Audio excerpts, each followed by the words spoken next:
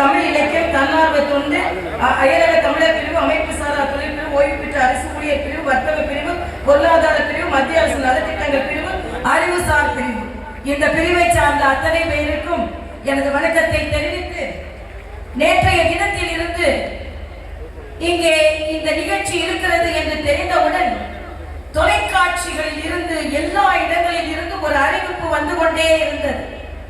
என்ன அறிவிப்பு என்றால், கும்பகோணத்திற்கு ஆரஞ்ச் அலர்ட், கும்பகோணத்திற்கு ஆரஞ்ச் அலர்ட்.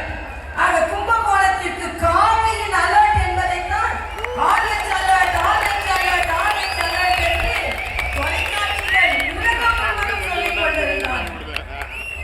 ஆக இந்த கூட்டம் இவ்வளவு புயலுக்கு நடுவிலும் புயல் எங்கோ மையம் கொண்டிருக்கிறது என்று சொல்கிறார்கள். இல்லை, காவி புயல் எங்கே கும்பகோணத்தில் மையம் கொண்டிருக்கிறது.